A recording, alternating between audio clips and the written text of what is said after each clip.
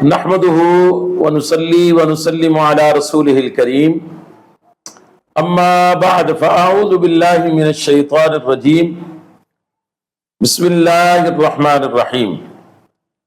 برادران ملت اسلامیہ، السلام علیکم ورحمۃ اللہ وبرکاتہ۔ آپ دیکھ رہے ہیں ہمارا چینل صدائے حق، اور میں ہوں محمد خالد محمود نعیمی حمدانی۔ حضرات محترم،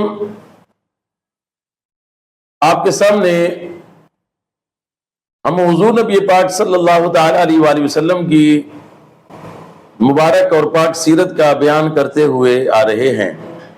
پچھلے پروگرام میں آپ کے سامنے اللہ کے نبی صلی اللہ تعالی علیہ وآلہ وسلم اور آپ کے صحابہ کرام کی یثرب کی طرف ہجرت میں حکمتیں کیا تھیں اور کیا وجوہات تھیں جن کی بنا پر صحابہ کرام کو اور حضور نبی پاک صلی اللہ تعالی علیہ وآلہ وسلم کو وہ ہجرت کرنا پڑی۔ آج کے پروگرام میں ہم حضور نبی پاک صلی اللہ تعالی علیہ وآلہ وسلم نے جو یثرب کی طرف ہجرت فرمائی اس کا بیان کریں گے۔ جب صحابہ کرام وہ سارے مکہ المکرمہ سے یثرب کی طرف چلے گئے ہجرت فرما کر، تو پھر اللہ کی طرف سے حکم آیا کہ اے محبوب صلی اللہ تعالی علیہ وآلہ وسلم، اب آپ بھی مکے سے ہجرت کر کے یثرب تشریف لے جائیں۔ مکے کے لوگوں نے ایک بہت بڑی سازش کی، ایک بہت بڑا منصوبہ بنایا۔ حضور علیہ الصلوۃ والسلام کو نقصان پہنچانا چاہتے تھے۔ اللہ تبارک و تعالیٰ نے حضور علیہ الصلوۃ والسلام سے فرما دیا کہ آپ یہاں سے ہجرت کر کے یثرب تشریف لے جائیں۔ گھر کا محاصرہ کیا ہوا تھا، امام الانبیاء علیہ الصلوۃ والسلام وہاں سے، ان کے درمیان سے حضرت سیدنا ابوبکر صدیق رضی اللہ تعالیٰ عنہ کے ساتھ آپ نے یثرب کی طرف ہجرت کا آغاز فرمایا۔ جیسے آپ مکہ المکرمہ سے باہر نکلے تو صبح کی روشنی ہونے والی تھی، تو ایک غار میں 3 دن 3 راتیں امام الانبیاء صلی اللہ تعالی علیہ وآلہ وسلم نے قیام فرمایا، اور اس غار میں حضور علیہ الصلوۃ والسلام کے ساتھ حضرت ابوبکر صدیق رضی اللہ تعالیٰ عنہ بھی رہے۔ جب آپ اس غار کے اس پہاڑ کے قریب پہنچے تو چونکہ غار بہت اونچائی پر تھی اور ابھی نیچے پہاڑ کے پاس کھڑے ہیں، تو حضرت سیدنا ابوبکر صدیق رضی اللہ تعالیٰ عنہ نے حضور نبی پاک علیہ الصلوۃ والسلام سے عرض کی کہ اللہ کے نبی علیہ الصلوۃ والسلام، آپ میرے کندھوں پر سوار ہو جائیں اور میں آپ کو اپنے کندھوں پر سوار کر کے اوپر غار تک لے کے جاتا ہوں۔ اب یہ حضرت ابوبکر صدیق رضی اللہ تعالیٰ عنہ نے حضور علیہ الصلوۃ والسلام کو کندھوں پر سوار ہونے کے لیے کہا اور کندھوں پر سوار کیا، اس میں 2 حکمتیں ہیں۔ ایک تو وجہ یہ تھی کہ وہ پہاڑ تھا اس کے پتھر بڑے نوکیلے تھے اور راستہ بڑا مشکل تھا اوپر غار تک پہنچنے کا، تو حضرت ابوبکر صدیق رضی اللہ تعالیٰ عنہ کی محبت نے یہ گوارا نہ کیا کہ حضور علیہ الصلوۃ والسلام کو کسی بھی طرح کی کوئی تکلیف پہنچے، کسی پتھر سے حضور علیہ الصلوۃ والسلام کو ذرا سی بھی کوئی تکلیف آئے، تو آپ نے اس وجہ سے حضور علیہ الصلوۃ والسلام کو اپنے کندھوں پر سوار کر لیا۔ دوسری حکمت یہ ہے کہ مکے کے جو لوگ تھے وہ بہت ہی بلا قسم کے کھوجی تھے، پیروں کے نشانات سے وہ لوگوں کا اندازہ کر لیا کرتے تھے کہ یہ مرد کا پیر ہے یا عورت کا پیر ہے، 2 بندے جا رہے ہیں یا 3 بندے جا رہے ہیں یا 1 بندہ جا رہا ہے۔ ان کو کنفیوز کرنے کے لیے، کیونکہ مکے کے سارے لوگ جانتے تھے کہ حضور نبی پاک علیہ الصلوۃ والسلام حضرت سیدنا ابوبکر صدیق رضی اللہ تعالیٰ عنہ کے ساتھ مکے سے نکلے ہیں، تو وہ جانتے تھے کہ 2 بندے ہیں۔ جب پیر 1 بندے کے ہوں گے اور نشانات 1 بندے کے پیروں کے ہوں گے تو وہ کنفیوز ہو جائیں گے اور وہ اوپر غار کی طرف نہیں آئیں گے، کیونکہ جب وہ دیکھیں گے کہ یہاں تو 1 بندے کا قدموں کے نشانات ہیں اور وہ تو 2 بندے ہیں، تو وہ اس غار کی طرف رخ نہیں کریں گے۔ تو انہوں نے اسی وجہ سے حضرت ابوبکر صدیق رضی اللہ تعالیٰ عنہ نے حضور نبی پاک علیہ الصلوۃ والسلام کو اپنے کندھوں پر سوار کیا۔ حضور علیہ الصلوۃ والسلام کو لے کر اپنے کندھوں پر سوار کر کے ابو بکر صدیق وہ غار تک پہنچے، اور پھر غار کے دروازے پر پہنچنے کے بعد آپ باہر رک گئے، اور آپ نے عرض کیا کہ یا رسول اللہ صلی اللہ علیہ وسلم میں اندر جاتا ہوں، میں پہلے غار کی صفائی کرتا ہوں، اور اس کے بعد پھر آپ اندر تشریف لائیے گا، کہ ایسے نہ ہو کہ اندر کوئی موذی، کوئی کیڑا مکوڑا ہو یا کوئی اور کوئی ایسی خطرناک چیز ہو جو آپ کو نقصان نہ پہنچا دے۔ یعنی ہر لمحہ ابو بکر صدیق رضی اللہ تعالیٰ عنہ کو حضور نبی پاک علیہ الصلوۃ والسلام کی فکر ہے، حضور علیہ الصلوۃ والسلام کے بارے میں ہی صرف سوچ رہے ہیں کہ اللہ کے نبی علیہ الصلوۃ والسلام کو کسی بھی طرح کی کوئی تکلیف نہیں پہنچنی چاہیے۔ ابو بکر صدیق غار کے اندر گئے، غار کی صفائی کی، سارے سوراخ کپڑا پھاڑ کے بند کر دیے، ایک سوراخ بچا اس پہ اپنی ایڑی رکھ دی، حضور علیہ الصلوۃ والسلام کو آواز لگائی کہ یا رسول اللہ صلی اللہ تعالی وسلم، محبوب آپ تشریف لائیں۔ حضور آئے،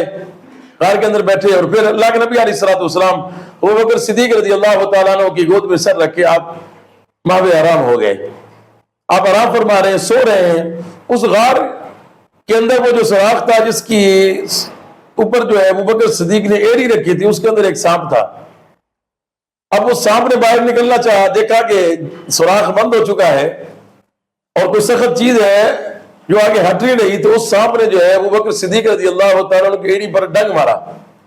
اب آپ تصور کریں کہ سانپ کا جو ڈنگ ہے وہ کتنا زہریلا ہوتا ہے اور اس کی تکلیف کتنی ہوتی ہے۔ ابو بکر صدیق رضی اللہ تعالیٰ عنہ نے اپنا پیر وہاں سے ہٹایا نہیں، ایڑی وہاں سے ہٹائی نہیں، اس نے دوبارہ پھر ڈنگ مارا، پھر ڈنگ مارا۔ اب جب تکلیف کی شدت برداشت سے باہر ہوئی، ابو بکر صدیق رضی اللہ تعالیٰ عنہ کی آنکھوں سے آنسو نکلے، اور آنسو جو ہے وہ حضور نبی کریم علیہ الصلوۃ والسلام کے مبارک چہرے کے اوپر گرے۔ حضور علیہ الصلوۃ والسلام نے اپنے چشمان مبارک کو کھولا اور کہا کہ ابو بکر کیا بات ہے، آپ رو کیوں رہے ہیں؟ کہا کہ یا رسول اللہ صلی اللہ علیہ وسلم، اس سوراخ کے اندر کوئی زہریلی چیز ہے، وہ مسلسل مجھے ڈنگ مار رہی ہے، اور اب اس ڈنگ کا جو زہر ہے وہ اتنا زیادہ شدت اختیار کر رہا ہے، اس کا اتنا درد ہو رہا ہے کہ وہ برداشت سے باہر ہے۔ حضور نے فرمایا کہ ابو بکر ذرا اپنی ٹیڑی کو وہاں سے ہٹاؤ، پیر وہاں سے ہٹاؤ، اور جو چیز ہے اس کو باہر آنے دو۔ حضرت ابو بکر صدیق رضی اللہ تعالیٰ عنہ سے پوچھا امام نبی علیہ الصلوۃ والسلام نے کہ ابو بکر تم نے اپنی ایڑی کو ہٹایا کیوں نہیں وہاں سے؟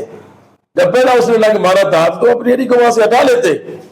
تاکہ آپ کو مزید جو تکلیف برداشت نہ کرنی پڑتی۔ تو عرض کیا کہ یا رسول اللہ صلی اللہ تعالیٰ علیہ وسلم، آپ میری گود میں سر رکھ کر آرام فرما رہے تھے، اور اگر میں پیر کو ہٹاتا اور پیر کو جنبش دیتا تو آپ کے آرام میں خلل آتا، آپ کی نیند خراب ہو جاتی، اور میری محبت یہ گوارا نہیں کرتی تھی کہ میرے محبوب علیہ الصلوۃ والسلام کے آرام میں خلل آئے، میرے محبوب علیہ الصلوۃ والسلام کا آرام خراب ہو، میرے محبوب علیہ الصلوۃ والسلام کی نیند میں کسی بھی طرح کا خلل آئے تو میری محبت نے، میرے عشق نے اس چیز کو گوارا نہیں کیا۔ اس لیے میں اس سانپ کا جو ڈنگ تھا، اس کے زہر کی جو تکلیف تھی، اس کو تو برداشت کرتا رہا، لیکن میں نے آپ کو بے آرام کرنا اور آپ کے آرام میں خلل ڈالنا یہ برداشت نہیں کیا ہے۔ دوستان محترم، دیکھا آپ نے کہ حضرت ابوبکر صدیق رضی اللہ تعالیٰ عنہ حضور نبی پاک علیہ الصلوۃ والسلام سے کتنی محبت فرماتے ہیں۔ اللہ کے نبی صلی اللہ تعالیٰ علیہ وسلم نے اپنا لعاب دہن، اپنا تھوک مبارک ابو بکر صدیق رضی اللہ تعالیٰ عنہ کی ایڑی پہ لگایا، اور وہ جتنا بھی سانپ کا زہر تھا وہ سارے کا سارا ختم ہو گیا، وہ درد ختم ہو گیا، وہ زہر کی شدت ختم ہو گئی، اور ابو بکر صدیق رضی اللہ تعالیٰ عنہ کو آرام آ گیا۔ اب مکے کے لوگ جو ہے وہ حضور علیہ الصلوۃ والسلام اور ابو بکر صدیق کو تلاش کرتے کرتے اس غار کے منہ تک آ گئے، غار کے دروازے کے آگے آگے۔ اب انہوں نے اندر جھانک کے دیکھنا تھا، اور انہوں نے حضور علیہ الصلوۃ والسلام کو ابو بکر صدیق کو پا لینا تھا، اور پھر ان کو پکڑ کے لے جاتے دوبارہ پھر مکے میں، اور پھر وہ جو ان کے ارادے تھے وہ ان کو اپنے ارادوں کو پائے تکمیل تک پہنچاتے۔ لیکن اللہ تبارک و تعالیٰ کی حکمت یہ ہے، اللہ تبارک و تعالیٰ حضور علیہ الصلوۃ والسلام کی حفاظت فرمانے والا ہے۔ اللہ تبارک و تعالیٰ نے ایک مکڑی کو بھیجا، اس مکڑی نے ایک بہت بڑا جالا جو ہے اس غار کے منہ کے اوپر ایسے لگا دیا، ایک فاختہ آئی، اس نے اپنے انڈے اس مکڑی کے اندر دے دیے۔ اب جو بھی وہاں پہ آتا، جو لوگ تھے، انہوں نے جب دیکھا کہ یہ جو غار ہے اس کے منہ کے اوپر تو جالا ہے، اور یہ ایک پرندے نے اپنے انڈے بھی دیے ہوئے ہیں، تو کہا کہ اس غار کے اندر کوئی بھی نہیں ہے، اگر اس غار کے اندر کوئی گیا ہوتا تو یہ جالے بھی ہٹ گئے ہوتے، یہ راستہ صاف ہوتا، اور یہ جو انڈے تھے، یہ گھونسلہ جو ہے اس پرندے کا، یہ بھی گر گیا ہوتا، لیکن یہ اس جالے کا سلامت رہنا اور صحیح اپنی حالت میں برقرار رہنا اس چیز کی دلیل ہے کہ اس غار کے اندر کوئی نہیں گیا ہے۔ وہ سارے وہاں سے اس غار کے منہ کے بعد سے اس کے سامنے سے آتے، دیکھتے اور وہاں سے واپس پلٹ جاتے۔ اس طرح اللہ تبارک و تعالیٰ نے امام الانبیاء صلی اللہ تعالیٰ علیہ وسلم کی، حضرت ابوبکر صدیق رضی اللہ تعالیٰ عنہ کی حفاظت فرمائی۔ 3 راتیں 3 دن حضور نبی پاک علیہ السلام اور سیدنا ابوبکر صدیق رضی اللہ تعالیٰ عنہ نے اس غار کے اندر آرام فرمایا، مقیم رہے 3 دن تک اس غار کے اندر، اور پھر اس کے بعد یثرب کی طرف سفر شروع کیا۔ اب یثرب کے جو لوگ ہیں، اب ان کی کیفیات کیا ہیں؟ وہاں صحابہ کرام پہنچ چکے ہیں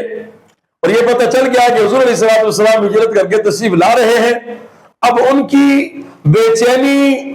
اور بے قراری اور انتظار یہ عروج پہ پہنچا ہوا ہے، بے چینی عروج پہ پہنچی ہوئی ہے۔ اب وہ روزانہ باہر نکل کر جو ہے، وہ جو سب سے اونچا پہاڑ تھا مدینے کا، اس کے اوپر چڑھ کر جو ہے وہ حضور علیہ السلام کا انتظار کرتے تھے، دیکھتے تھے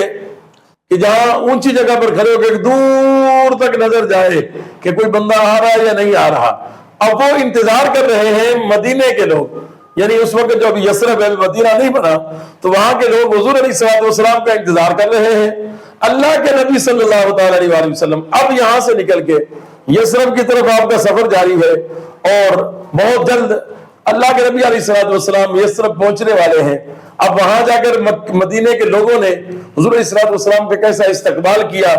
کس طریقے سے حضور علیہ السلام کو ویلکم کیا، اور کس طریقے سے حضور علیہ السلام کو خوش آمدید کہا، اور پھر مدینے کے اندر جو اللہ کے نبی علیہ السلام نے ریاست مدینہ قائم فرمائی، ان ساری چیزوں کا بیان انشاءاللہ ہمارے آئندہ آنے والے پروگرام کے اندر ہوگا۔ میں امید کرتا ہوں کہ ہمیشہ کی طرح آج کا پروگرام بھی آپ کو ضرور پسند آیا ہوگا۔ ہر اچھی بات دوسروں کے ساتھ شیئر کرنا صدقہ جاریہ ہے۔ اگر آج کا ہمارا یہ پروگرام آپ کو اچھا لگا ہو تو اسے اپنے ساتھیوں کے ساتھ، دوستوں کے ساتھ ضرور شیئر کیجئے گا۔ اللہ تبارک و تعالی ہم سب کا حامی و ناصر ہو۔ فی امان اللہ۔ السلام علیکم ورحمۃ اللہ۔